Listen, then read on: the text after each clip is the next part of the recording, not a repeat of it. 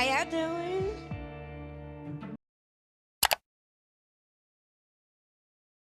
Hi, my name is Chloe, and as of the release of this video, today is my birthday.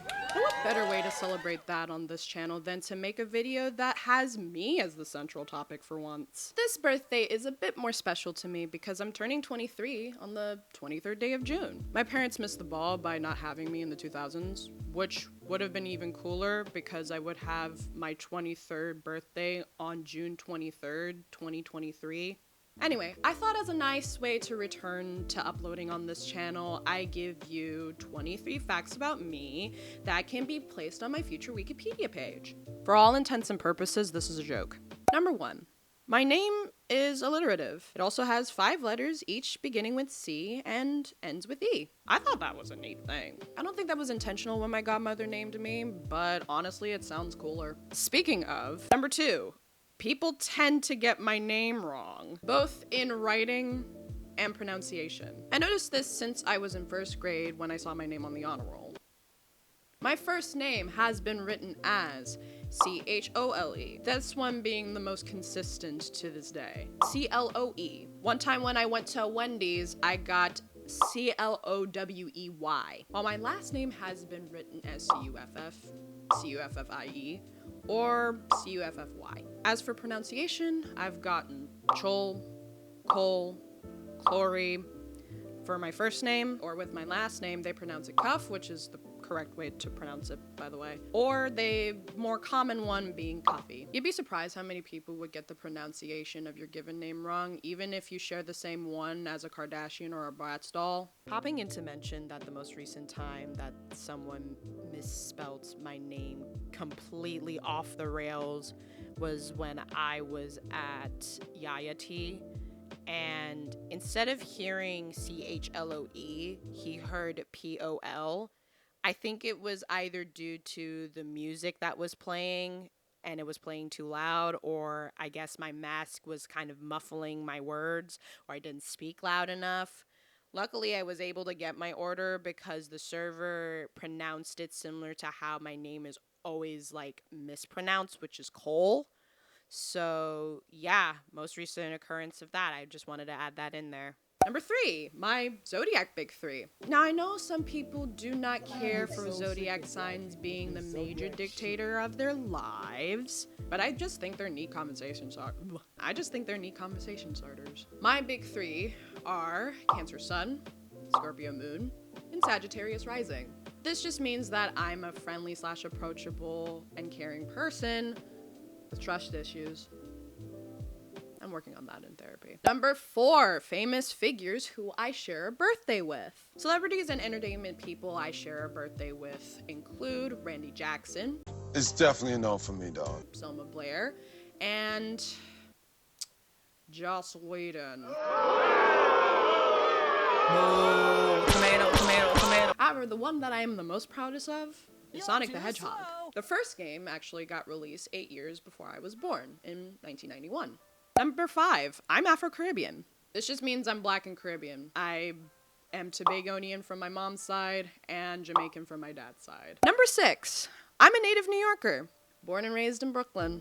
I also never heard a single Brooklynite / New Yorker say bing bong until Side Talk NYC last year. But then again, each neighborhood is probably different.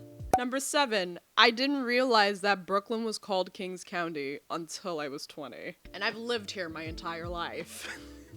When I connected the dots, I realized that's why one of the major malls in Brooklyn is called Kings Plaza. Because it's a plaza in Kings County. Honestly, I don't know why it didn't ring any bells, because I did an internship in high school at a place called Kings County Hospital. Number 8, I've never gone to the West Coast. Ever. More specifically, like California, Arizona, Nevada, Washington State, like those places. Hopefully that changes in the future. Number 9, I've sung in every part of the choir. Where I went to school, which was a Seventh-day Adventist school, we had a semi-established choir that I was a part of from time to time. In elementary school, I sung soprano. In middle school and early high school, I sang alto. And up until I graduated high school, I sang tenor because most of the guys were probably too subconscious to sing, disinterested in singing, or couldn't sing a lick. Or the guys that did sing left or graduated. And also, we just didn't have enough tenors for our choir, so we had to kind of make do. Honestly, I preferred being a tenor so I could witness the anxiety of the sopranos having to sing a high-ass note and the altos having beef amongst each other. Ooh. Number 10. My first animated crush was Yugi Moto from Yu-Gi-Oh! No, not him. Yes, him. At the time when I was 6, Yu-Gi-Oh! Was showing on a specific station when I was on a family vacation in Tobago. And what made me have a crush on Yugi was when he was crying in his sleep. Not any sort of grand, gesture, you know? Just a teenage boy with weird spiky hair crying in his sleep. I guess I knew from that age that I would be drawn to male characters that weren't afraid of being vulnerable. Number 11. My go-to lunch growing up was peanut butter and jelly sandwiches. That was mainly because I preferred hot lunches, which my mom did not have time to make. And I wasn't a fan of cold cuts.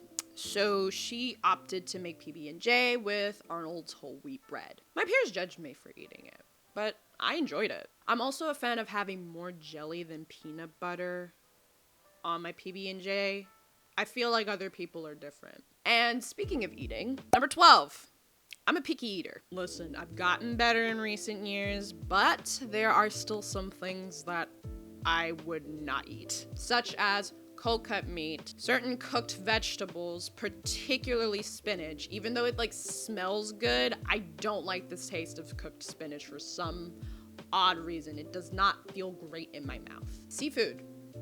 Any kind of seafood. I don't like seafood very much. I will eat some seafood, but I don't like seafood. I don't like the fishy taste of it, and I don't like whenever the bones get stuck in my mouth. Soup. Any kind of soup. Never had tomato soup. That's probably the only one that I would try, but I prefer my savory things solid, except for grits. Grits is a different story. Anyway, goat cheese. Ugh. I only had goat cheese once in my life, and I absolutely despised it. I don't think I would eat goat cheese again, unless I was forced to. Number 13. I pronounce sandwich like sandwich. There's no G in it. I became aware of that when I was 18, waiting in line at a bodega, but then I got called out on it by one of my friends when I was around 20, 21 years old. Nevertheless, I feel comfortable saying it the way that I say it.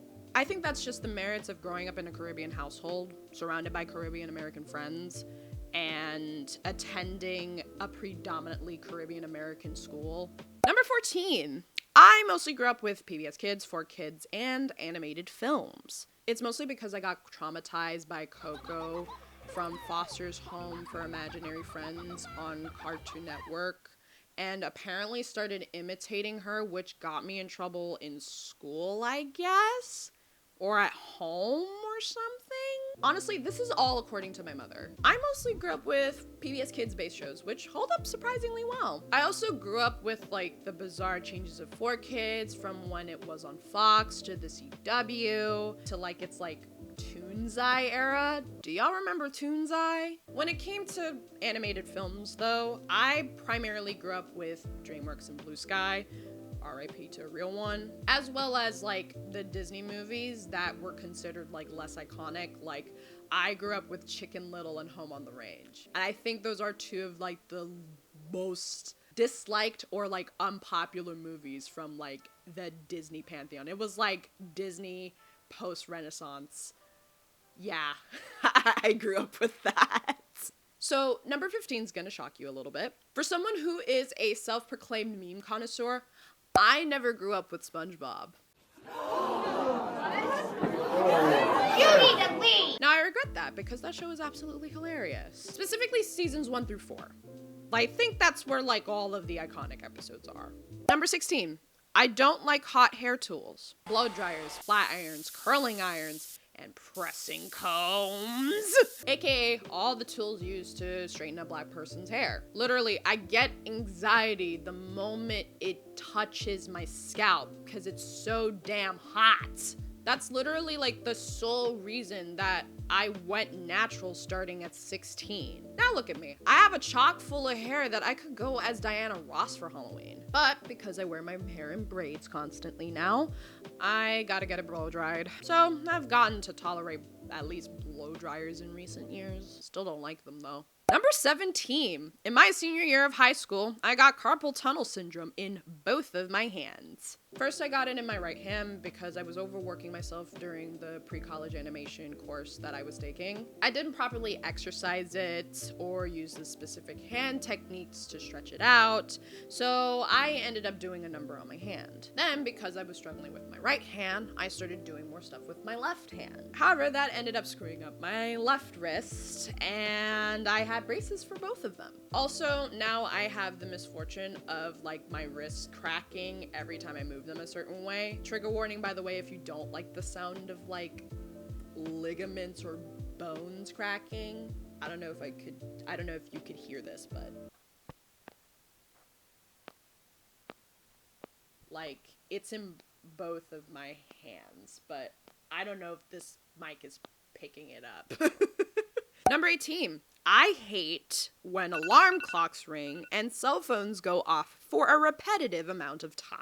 I don't know what it is about it, but like, I just hate the repetitive sounds of those two things in particular. I guess it's because it's used as a form of notification, but it's annoying when the person that's supposed to be notified is not, and others who are not supposed to be notified are. Number 19.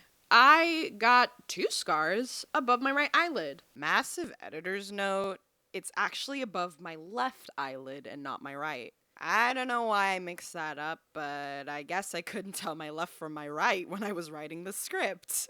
I don't think you can see it with my makeup. Actually, no. I think you kind of can. Am I wrong? Am I incorrect? Is it my right? Am I gaslighting myself? The first one was when I was really young, and I can't remember why I got it. The second one was senior year of high school. So I was goofing around with my friends, and I hit my head against the wall and got a gash and panicked due to feeling very vain, thinking that it would tarnish my already gorgeous face. But instead, I ended up looking like Akihiko from Persona 3 for nearly a week. So yeah, I don't think you can see it, but I'll probably put it in post, which one I got first, which one I got last. Hey, future me again. Here's the picture of my left eyelid since my makeup covered it. This one is if you know me personally, I think you can attest to this in the comments. Number 20, I layer up a lot when it's super cold. A common trait that many of my friends have pointed out is that I tend to layer up when it's super cold, or just cold in general. As soon as I see like it's less than 50 degrees, I start layering up. But that ends up making me super hot, especially if it's like closer to like 60 degrees and above. I just don't like feeling cold around my torso or back. It feels awful. But I also, in turn, hate feeling hot. So when it's like a certain degrees outside, and I feel hot, I'm just in shambles because I have to carry my jacket around, and it's a whole entire other thing, and there's a whole complication of where to put my wallet, blah, blah, blah. You know what? You get the point. Anyway, moving on. Number 21, my fears. Like the people in Divergent, I have many fears, but most of my fears range from like common to like existential. Some include snakes, pretty self-explanatory. I'll admire them from afar now, but don't expect me to touch them. Breaking bones, specifically my legs. I laugh and simultaneously get haunted by the one girl that whipped so hard that she broke her leg. Oh!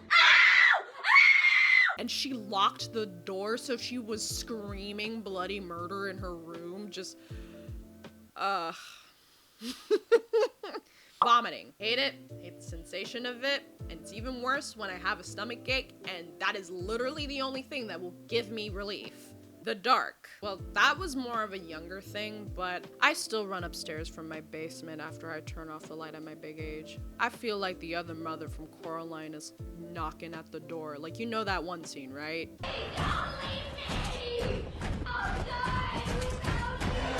Rejection. More of the social kind than the job kind, but it's something that I'm working through. Death. I remember the age I started to fear death. I was 7. There's this movie called We Are Marshall, which had Matthew McConaughey and Anthony Mackie in it. And Anthony Mackie's character died, I think. And when I had the realization that you're not really conscious in death, I wrote to my mom on a piece of paper, I don't want to die. I still feel that way even now, but it's not really the aspect of death or like just dying is what I'm afraid of. It's the absence of consciousness and the uncertainty of where exactly my consciousness goes after death. See? Existential fear. Number 22. My favorite things. Okay, after that tidbit, I have to balance it out with something light. Color. These specific colors of green, especially in the mint and seafoam area. I mean, do you see my room? I mean, I changed my bed today, and I'm like wearing like green pants, and like I have on green makeup, and like my room walls are green, and like you can't even see my phone, but I could show you a picture of it from like my iPad. My phone is green. Like, I like this specific kind of green, okay? And you just heard the sound of my water bottle. I'm keeping that in. I like green. I like that green. Is nice. Music genre. Pop, and most of its subgenres. If it's bubblegum, I'm here for it. If it's Europop, I'm here for it. If it's like house with EDM pop, if it's by David Guetta, I'm here for it. If it's by Eiffel 65, I'm here for it. I don't know why I didn't get into K-pop though. That one kind of surprised me. It's funny, I had a conversation with my friend about this recently, and she asked me why I'm not into K-pop, and I'm like, I don't know. Fiction genre. Fantasy, specifically urban fantasy, and sci-fi. I love the fantastical stuff. I think it's cool. Current films. As of right now, and I'll probably do a more in-depth video of this, my current favorite films, live action wise, is Everything Everywhere All at Once. And for animated, it is, of course, Spider-Man Into the Spider-Verse and Turning Red. So much so that I bought her. Pip has a companion now. I love this movie. I stand this movie. Anyway, moving on. Current TV shows. So my current favorite TV shows live action wise is Abbott Elementary, WandaVision, and Our Flag Means Death. Those are some phenomenal TV shows. Very excited for Abbott Elementary getting a season 2. I always win. I also wanted to mention that Our Flag Means Death got renewed for a season 2 on the first day of Pride Month, no less. So I still win. And as for animated, currently my favorites are The Owl House and The Legend of Vox Machina. Yeah, fantasy based, like I said. Number 23.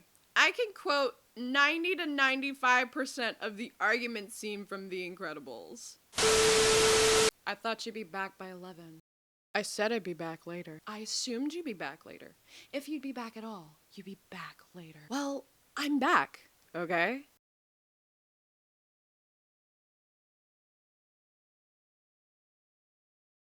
Is this rubble?